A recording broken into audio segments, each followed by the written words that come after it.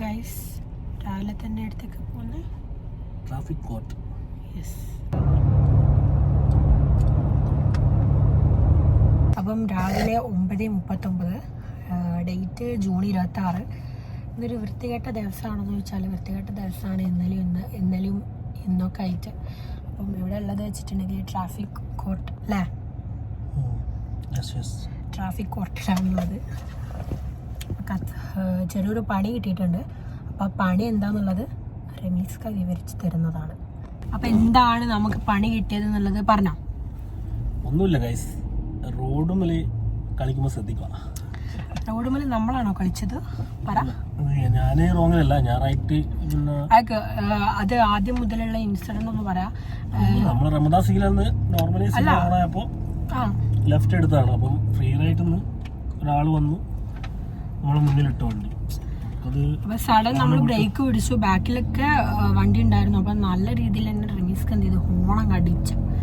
അപ്പം പിന്നെ കുറച്ച് ഫ്രണ്ടിലോട്ട് പോയപ്പോൾ അവര് നമ്മളെ ഓവർടേക്ക് ചെയ്തതാ ആണോ?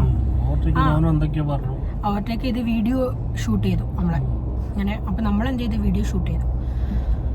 അങ്ങനെ വീഡിയോ ഷൂട്ട് ചെയ്ത് നമ്മളത് അവിടെ വിട്ട്. പക്ഷെ നമ്മളെടുത്ത വീഡിയോ നമ്മൾ ഡിലീറ്റ് ചെയ്തിട്ടില്ലായിരുന്നു. നമ്മൾ ശരിക്കും ഒരു ഫോൺ മേടിക്കാൻ വേണ്ടി പോയതായിരുന്നു. വില്ലാജോക്ക അല്ല, വേറൊരു ജലീൽ പോയി അവിടെ ക്ലോസ് ചെയ്യാനായി എന്ന് പറഞ്ഞപ്പോൾ നമ്മൾ നേരെ വില്ലാജോ മോളിൽ പോയിട്ട് ആറ്റ് ഒരു ഫോൺ മേടിക്കാൻ വേണ്ടി പോയതാണ്. അത് അങ്ങനെ ഒരു ദിവസമായിപ്പോയി. അങ്ങനെ അവിടെ അതൊക്കെ നോർമലായിട്ട് വിട്ട് നമ്മൾ പിന്നെ റമീസ് ഖാൻ്റെ സിമ്മിൻ്റെ ഇതിലാണുള്ളത്, ഫോണിലാണുള്ളത്. അപ്പോൾ രണ്ട് ദിവസമായി ഒരു കറക്റ്റ് ഒരു 12 മണിയാകുമ്പോൾ, ഉച്ചക്ക് 12 മണിയാകുമ്പോൾ ഒരു കോൾ ഇങ്ങനെ വരുന്നുണ്ട്. അപ്പം ഞാനത് റമീസ്ക്കൊക്കെ അയച്ചു കൊടുത്തപ്പോൾ റമീസ്ക്ക പറഞ്ഞ് എടുക്കണ്ട, അത് ഫേക്ക് ആയിരിക്കും എന്നൊക്കെ പറഞ്ഞു. അപ്പം ഞാൻ എന്ത് ചെയ്ത് അത് ഇഗ്നോർ ചെയ്ത്. പിറ്റേ ദിവസം അതേ ടൈമിൽ തന്നെ ആ സെയിം നമ്പറിൽ നിന്ന് കോൾ വന്നപ്പോൾ ഞാൻ പിന്നെയും ചോദിച്ചു ഇതെന്താണ്. അപ്പോൾ അത് എടുക്കണ്ട, അറ്റൻഡ് ചെയ്യണ്ട, മേ ബി അത് ഫേക്ക് ആയിട്ടുള്ള എന്തെങ്കിലും കോളായിരിക്കും എന്ന് പറഞ്ഞു. അങ്ങനെ ഞാൻ എന്ത് ചെയ്ത് അത് ബ്ലോക്ക് ചെയ്ത ആ കോള്. പിന്നെ പിറ്റേ ദിവസം ടെക്സ്റ്റ് മെസ്സേജ് ആയിട്ട് മെട്രാഷിൽ മെസ്സേജ് തന്നിട്ടുണ്ടായിരുന്നു. ഇങ്ങനെ കേസ് ആണോ? ആ ഓക്കെ. എൻ്റെ മൊബൈലിൽ തന്നെ മെസ്സേജ് തന്നത് ഇങ്ങനെ കേസ് ഫയൽ ചെയ്തിട്ടുണ്ട് ട്രാഫിക് കോർട്ടിൽ. അപ്പോൾ 3 ഡേയ്സിനുള്ളിൽ അത് ഫോളോ അപ്പ് ചെയ്യണമെന്ന് പറഞ്ഞിട്ട് ഞാൻ ഞെട്ടി. ഇതെങ്ങനെ, ഇതെപ്പോ ഇനി റമീസ്ക്ക് വല്ലതും ഒപ്പിച്ചോന്ന് ചോദിച്ചിട്ട് ഞാൻ വേഗം സ്ക്രീൻഷോട്ട് എടുത്തിട്ട് റമീസ്ക്കൊക്കെ അയച്ചു കൊടുത്ത്. റമീസ്ക്ക് വന്നതിപ്പോൾ ഇതെങ്ങനെ, നമുക്കൊരു പിടുത്തം കിട്ടുന്നില്ല. ഇതാരാണ് കേസ് കൊടുത്തത്? അതായത് നമ്മൾ ശരിക്കും കേസ് കൊടുക്കേണ്ട സ്ഥാനത്ത് നമ്മുടെ ഓപ്പോസിറ്റ് വന്നിട്ടുള്ള ആ ഒരു വ്യക്തി എവിടെയോ കിടക്കുന്ന, ഐ തിങ്ക് അൾജീരിയ ഏതോ ഒരു അൾജീരിയക്കാരനാണ്. അവര് കേസ് കൊടുത്തിട്ടുണ്ട്. അപ്പൊ നമ്മള് ഇന്നലെ കോർട്ടിൽ പോയിട്ടുണ്ടായിരുന്നു രാവിലെ തന്നെ. അപ്പൊ കോർട്ടിൽ ഇവിടെ എന്താ നിർത്തിയേ? ഒരു ചായ വാങ്ങിക്കും. അപ്പൊ ഞാൻ ഇതൊന്ന് കറക്റ്റ് ആക്കട്ടെ. അപ്പോൾ രാവിലെ തന്നെ കോർട്ടിൽ പോയപ്പോൾ കോർട്ടിൽ കയറി നമ്മൾ നോർമൽ എന്താണ് ആര് കൊടുത്ത കേസാണെന്നുള്ളതൊക്കെ നമുക്ക് അറിയണമല്ലോ.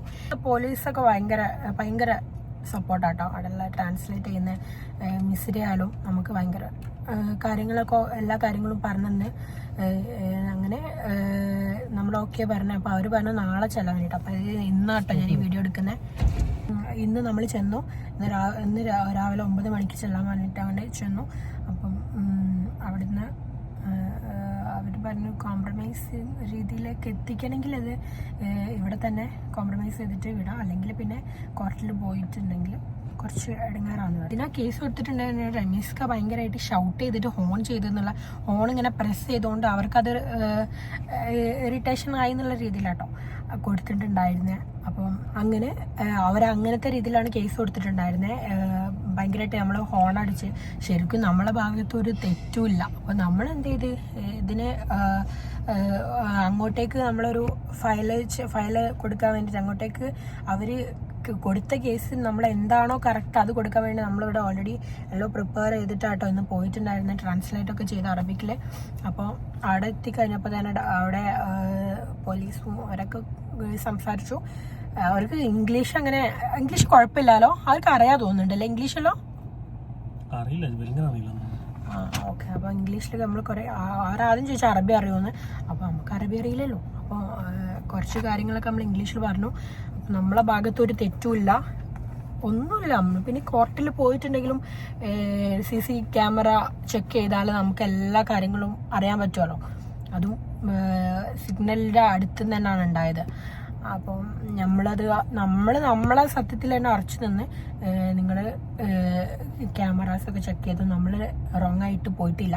അപ്പോൾ ഈ ഓപ്പോസിറ്റുള്ള ഈ അൾജീരിയക്കാരെ വന്നിട്ട് ഭയങ്കര അറബിക്കലി പോലീസിനോട് ഇങ്ങനെ പറയാം. അപ്പം നമ്മൾ മലയാളികളായിട്ട് നമ്മൾ പെടുമോ എന്നുള്ളൊരു ഇതുണ്ടായിരുന്നു. പക്ഷെ ആരെ പോലീസ് ഭയങ്കര സപ്പോർട്ടായിരുന്നു കേട്ടോ. ഇവിടെ തന്നെ, കാരണം നമ്മൾ രണ്ടുപേരും മുസ്ലിംസാണ്. അപ്പം ഇവിടെ തന്നെ കോംപ്രമൈസ് ചെയ്തോ, അതാണ് ഏറ്റവും നല്ലത്. അപ്പോൾ കോർട്ടിലൊക്കെ പോയിട്ടുണ്ടെങ്കിൽ രണ്ടാളുടെ ജോലിനെ അത് ബാധിക്കും എന്നൊക്കെ പറഞ്ഞു. അപ്പം നമ്മൾ വരച്ച് കാണിച്ചു കൊടുത്ത് എങ്ങനെയാണ് അവന് വന്നതും നമ്മൾ പോയതൊക്കെ വരച്ച് കാണിച്ചു കൊടുത്തിട്ട് അവനിങ്ങനെ ആലോചിക്കുന്ന അടച്ചോനെ ഇത് കോംപ്രമൈസ് ആക്കണോ അല്ലെങ്കിൽ എന്തെന്നാന്നുള്ളതിൽ. അപ്പോൾ അവൻ വരെ സോറി പറയണമെന്ന്. നമ്മൾ വരെ സോറി പറയാൻ തയ്യാറല്ല, കാരണം നമ്മൾ ഒരു തെറ്റും ചെയ്തിട്ടില്ല. അവിടുത്തെ പോലീസ് പറഞ്ഞു നിങ്ങൾ രണ്ടുപേരും സോറി പറയണം, കാരണം എന്തായാലും അയാൾ ഓപ്പോസിറ്റ് വന്ന രീതിയിൽ നമ്മൾ എന്തായാലും ദേഷ്യം പിടിച്ചിട്ടുണ്ടാവും അവരോട്. അപ്പം ആ ദേഷ്യം പിടിച്ചതിലും ഹോൺ അടിച്ചാലും റമീസ്ക സോറി പറഞ്ഞു. അപ്പം അവരും സോറി പറഞ്ഞു, ഹഗ് ചെയ്തു, സ്ഥലം ചോദിച്ചു, അങ്ങനെ ഹഗ്ഗൊക്കെ ചെയ്തു. നല്ല രീതിയിൽ പോയില്ലേ, സൈൻ ചെയ്തിട്ട് കേസ് ക്ലോസ് ചെയ്തിട്ടുണ്ട്. അപ്പം എവിടോ കിടക്കുന്ന അൾജീരിയക്കാരനല്ലോ നമുക്കിട്ട് പണിയായിരുന്നു. സന്തോഷമായിട്ട് ജീവിക്കാൻ സമ്മതിക്കുന്നില്ല ഗൈസ്, ആരും സമ്മതിക്കുന്നില്ല. നിങ്ങൾക്കൊക്കെ നന്നായിക്കൂടെ. പക്ഷെ ഒരു മലയാളിയാണെങ്കിൽ ഒരിക്കലും, ഒരു മലയാളി അല്ലെങ്കിൽ ഇന്ത്യക്കാരനാണെങ്കിൽ ഒരിക്കലും ഈ പണിക്ക് നിൽക്കൂല. കാരണം ടൈം വേസ്റ്റ് ആവുന്നേ, പിന്നെ വെറുതെ ഒരു കേസ് കൊടുത്തോണ്ട് അവരെന്താ ഉദ്ദേശിക്കണമെന്നുള്ളത് അവരുടെ ആ ഒരു ഫ്രസ്ട്രേഷനിൽ കൊടുത്തതായിരിക്കാം. പക്ഷെ നമ്മൾ കൊടുക്കേണ്ട പകരം അവർ കൊടുത്തു. നമ്മളത് അന്നേരം വിട്ട് ഓക്കെ നമുക്കത് അതിൻ്റെ ബാക്കിൽ പോകാൻ പറ്റില്ല എന്നുള്ള രീതിയിൽ നമ്മൾ അപ്പം തന്നെ അത് വിട്ട്. പക്ഷെ അവരത് വിടാൻ തയ്യാറായിക്കില്ല. അപ്പം രാവിലെ 7 മണിക്ക് ഇറങ്ങിയതാണ്, ചായ ഒന്നും കുടിച്ചിട്ടില്ല. അപ്പം ഷോപ്പിൽ വന്നതാണ്, ചായ കുടിക്കണം. ഓക്കെ, അങ്ങനെ കേസൊക്കെ ക്ലോസ് ആയ സന്തോഷത്തിൽ കുറച്ച് വെള്ളം വാങ്ങി കുടിച്ചു, പിന്നെ കുറച്ച് ചായ കുടിച്ചിട്ടുണ്ടായിരുന്നു, പിന്നെ ഒരു സാൻഡ്വിച്ചും കഴിച്ചിട്ടുണ്ടായിരുന്നു. രാവിലെ ഈ ഒരു ടൈമിലൊന്നും കഴിക്കാൻ തോന്നിയിട്ടുണ്ടായിരുന്നില്ല. എല്ലാം ഓക്കെ ആയിട്ട് മാത്രം എന്തെങ്കിലുമൊക്കെ കഴിക്കാന്നുള്ളൊരു മൂഡ് ഉണ്ടാവുള്ളൂ. അങ്ങനെ റമീസ്ക ഇതിൻ്റെ ടൈമിലും ഡ്യൂട്ടി എടുക്കുന്നുണ്ടായിരുന്നു കേട്ടോ. അപ്പം നമ്മൾ ഇന്നലെ തൊട്ടേ ഭയങ്കര സാഡിലായിരുന്നു. കാരണം നമ്മൾ തെറ്റ് ചെയ്തിട്ടില്ലെങ്കിലും അതിൻ്റെ ബാക്കിൽ പോവണം, കുറേ നടക്കണം എന്നുള്ളൊരു ഇടങ്ങേറ് മാത്രമേ ഉണ്ടായിട്ടുണ്ടായിരുന്നുള്ളൂ. അങ്ങനെ അൽഹംദുലില്ലാ എല്ലാം ഓക്കെ ആയി. അങ്ങനെ ഇന്ന് റൂമിൽ കൊണ്ടാക്കിയിട്ട് റമീസ്ക നേരെ ഡ്യൂട്ടിക്ക് പോയി.